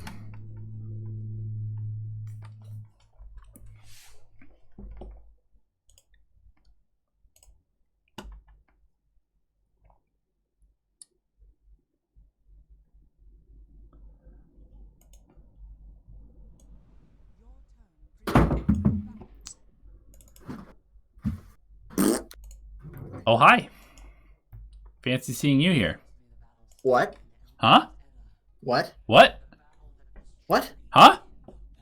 Do you like fart noises? Sometimes. I think fart noises are pretty fucking funny, man. I don't know about you. Cool. All right, who are we looking at here?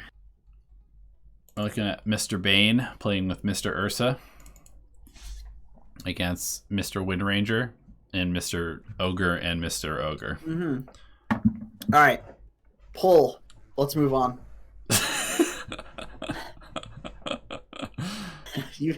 You know. I know it's coming. I know it's coming. Here we go. We'll speed it up. We'll see whether the pull happens. Items look fine. Yeah.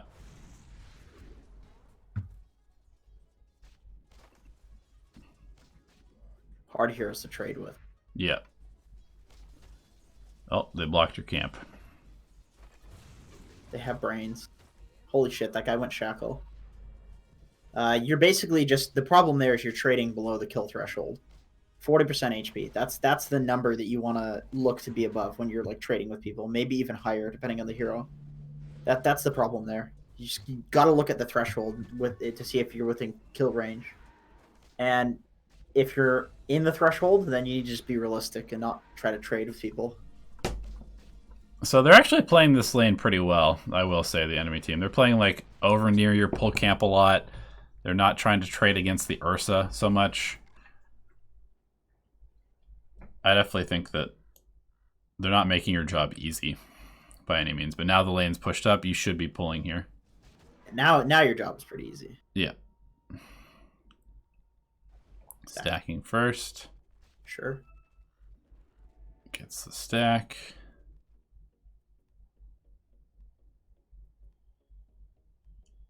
It's kind of unfortunate. Like, you just stood there for 15 seconds, but what else are you supposed to do? There's not a whole lot else you can do. Because you can't really go trade and then come over, right? In like an ideal scenario, your first pull is with the hard camp, then you stack. Right. But they're blocking the hard camp. But I think this is like a pretty difficult lane for you. So you probably want to just single pull, and that's fine. And maybe do a pull through.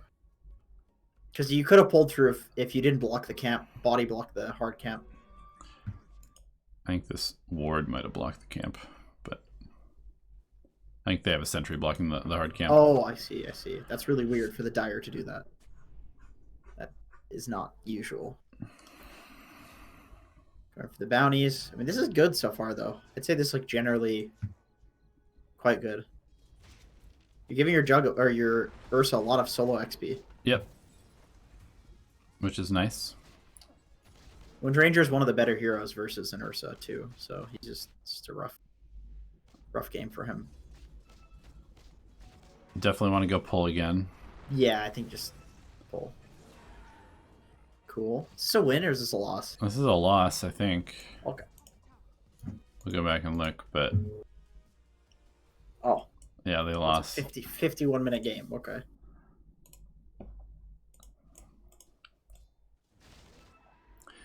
I mean, based on looking at these lineups... Let me read what he said here. Looking at these lineups, it could very well just be win early game, don't close out the game because you have no tower hitters, Storm, Jug, Winter Wyvern, Ogre, Wind Ranger come online, and then they just kill you in the late game. What build is Invoker going? Just out of curiosity. Quaswex. Okay. Sure, that's probably better.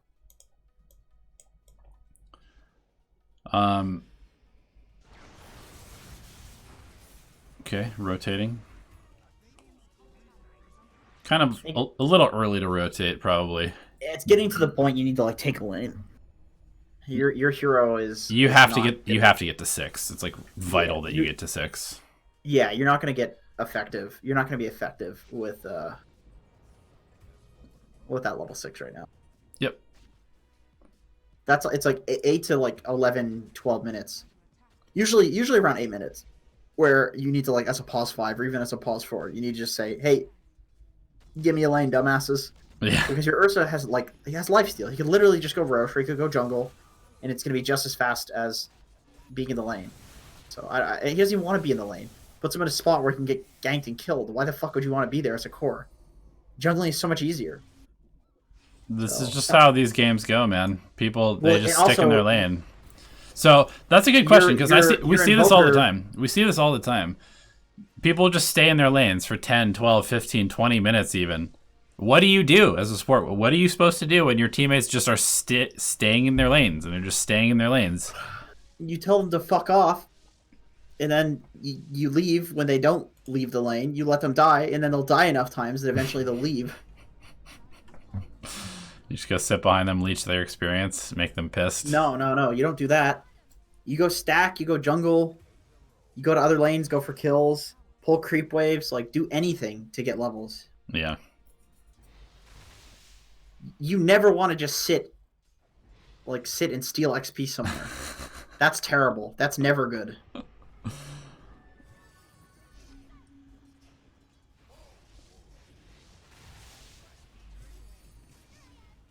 Yeah, I've seen this story many times. You're a hero that relies on getting your ult.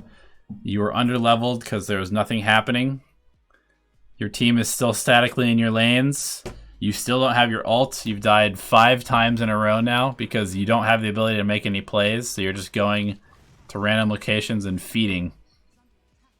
And the game is now getting extremely out of hand for you as a Bane because you need to be helping your team get kills during this part of the game. And if you're not, then you are basically an irrelevant hero. Like, your entire job right now is to kill the Storm Spirit and the Jug.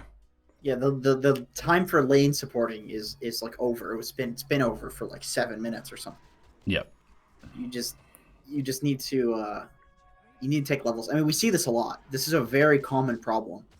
Yep. So all you need to do is at a certain point take a lane or go stack or do something that's like getting you levels. Like, the thing is, your invoker wants to leave the mid lane anyway. He's a Quaswex invoker. That hero wants to fight. You say that, but he's probably just going to stick in the lane anyway because he's low level. A low level player. You know, sometimes that happens. Sometimes your teammates who should leave the lane won't, and then you don't really have anywhere to go. And that's why I was saying sometimes you actually just have to go sit there and leech your level 6, because if you pull, you go pull in that scenario. Just do whatever gets you levels. I think the default is pulling. Yeah. Like, you can even go to the off lane and pull the hard camp if that's going to get you levels. Yeah. Something that's going to get you like solo XP. That's all you have to do. And if your team is absolutely not giving it to you, go to the fucking off lane and cut the wave at the tier 3 and then just go jungle with it. Like, I don't care. You just get levels. Like, it's so useless having like a level 5 Bane run around until the point where you lost the game now. The game is like over. You have a godlike Storm on the enemy team. You've lost all 3 tier 1s. The gold lead is only 3k, but the eventual gold lead that comes from losing all 3 of your tier 1s is just tremendous. Yeah. I mean, this is just one of those games where it's like, okay, maybe the Storm's a smurf, but he's probably only like 3.5 or 4k because nobody's smurfing at Archon. If you're like 7k, it just doesn't happen. You just calibrate higher than that. And so, very good chance that this guy is not actually that good of a player, but he's been given a completely free game because he's never been ganked the entire game, and he's against an invoker who's not playing very well. Game is borderline impossible At this point, yeah. They have tremendously better late game too, so yeah. I mean, Ursa's having a good game. Like, you gave him a good game, but then nothing else happened. So he's not doing anything though, so it's like that's just core players. Yeah, they just sit in the lane. It is core players chill. Suck. All core players suck until like rank 200 immortal and above. Yep. All right. Last but not least, we have Captain EB. And I tried my best to get farm the whole game, but I don't know where to be and what to do. I try to go push dead lanes and push if I have info about their positions. Tell me the worst things I'm doing bad and how to fix them. I'm Archon 1. He was playing TB. Terrorblade. Yep.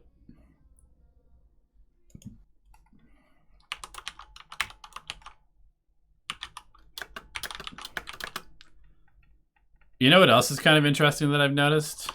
Like the universe and just planets and shit? No, I've just never seen a offlane player break their items and throw. It's only carry and mid players. Usually. Every now and then you'll just have like a position 5 pudge or 4 pudge who does nothing for 10 minutes and then they give up. But 99% of the time, it's a mid or a carry player. Or pudge players. Yeah, exactly. Yeah, I understand that. It's just weird. It's a weird thing that I just noticed. Fucking core players, man, just the worst people. They kind of are. I really just don't like them. I don't consider offlane a core role. It's like a It's like a supportive role. It's like a different role. Yeah, you're different.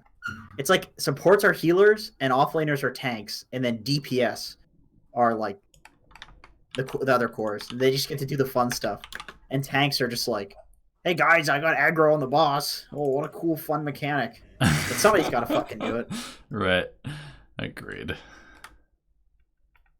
It's funny that in Dota, you don't get judged based off of your like race or skin color or like religion or anything like that. It's like fucking mid laners, man. Mid laners are pieces of shit animals.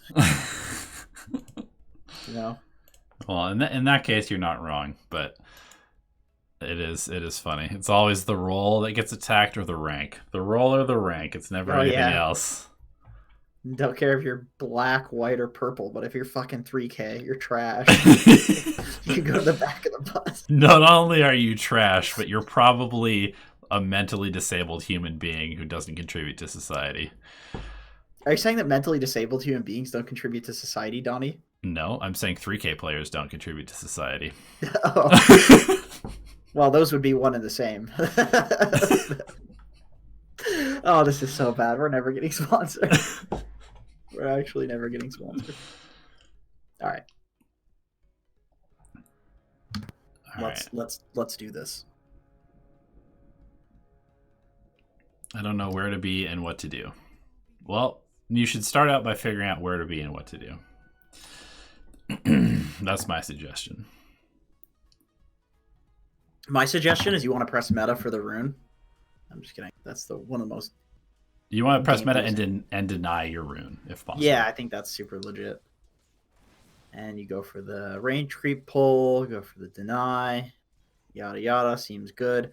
Really fucking hard game that you're playing. I actually think this is unplayable. I don't know when you pick TB, but they have a Tinker, which is a hard counter. They have a Legion, which is a hard counter. They have a Gyro, which is a counter.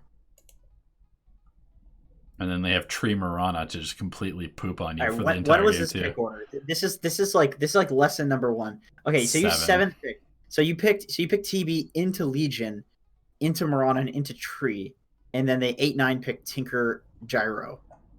So I would say that you're basically asking for a really hard game by picking TB into Legion, because no matter what amount of HP you get on your illusions, he can 100 to 0 them with this Q, because it literally does percentage damage to illusion. Yeah. You never want to counterpick and pick a losing matchup. That is very game losing, because you're supposed to be the hero that's winning your lane. Right. And maybe you're farming because you're just higher skilled than this guy, but your game is going to be neutered by the fact that he's just Legion Commander. Yeah. Yeah, I mean, that's the thing, right? If you're knowingly picking a hero into a bad matchup for the entire game and you are the win condition, then you're basically like picking to lose, trying not to win the game. Yeah. It's really rough. But I guess the lesson here is that I'm sure that either you didn't know that it was a counter, which is fine. That just means that there you go, don't pick it into Legion, or you don't care. And if you don't care, then I basically have to tell you that all high immortal players pick to win. Like, that is a large part of why Arteezy always has good games, because he's never on a hero that's just fucking shit in the game. Yep. He doesn't pick like that. You know why? Because it's not fun to play Dota when you're hard countered. It's also not gaming. Like, the draft is part of the game. So if you're gonna, if you do want to pick early, that's like what supports. That's what supports do. Or you need to pick something that can flex, that you can like rotate the role to somebody else, or the hero to somebody else. But the obvious problem with that is that it's pubs. So what about Yapsor 4 Terrorblade? Couldn't you flex to that? Oh, Jesus Christ.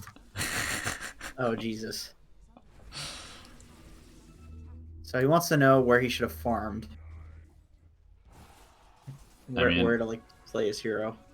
You kind of just leave the lane about now and just go farm the triangle and then shove bottom and mid with your illusions, right? The problem with this game is like you need a BKB before you can fight, but you don't want to go BKB first. So you're probably like Yasha BKB or Manta BKB.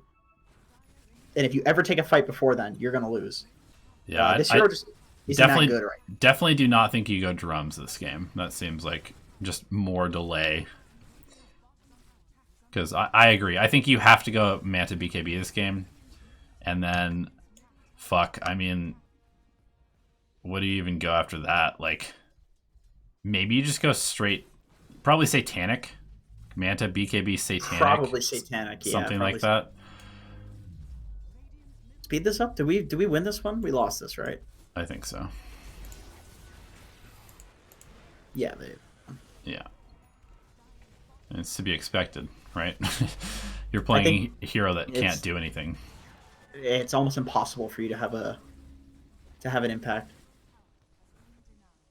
Let's just. I know you obviously submit a replay with the intent of like you would like some feedback on the game, but it's really hard to say when like your game looks so difficult due to the draft. Yeah. And I can tell you people do think about it.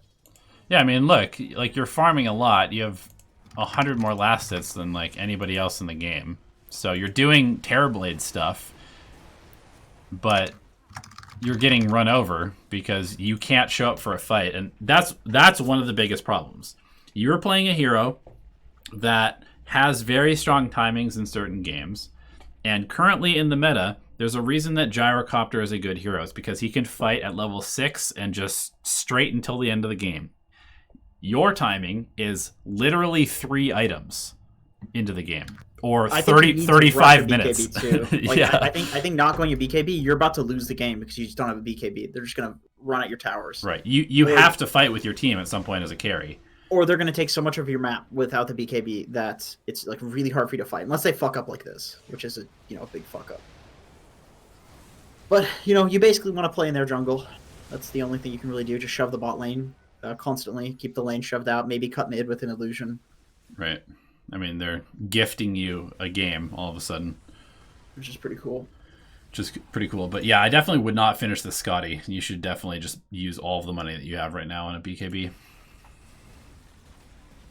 I'm just worried this game gets to the point of like unfightability, and then you just lose because they just fight you and they kill your base. How do we lose this one? This looks like the enemy is like throwing hard.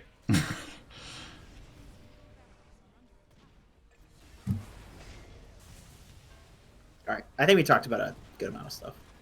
You got to get out of here. Oh, I do. We died because we didn't have BKB. Cool, and the game's over. All right, thanks for watching, guys. See you next week.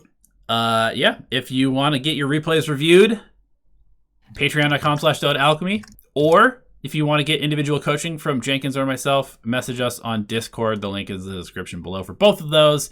See you guys later, and thank you as always for watching.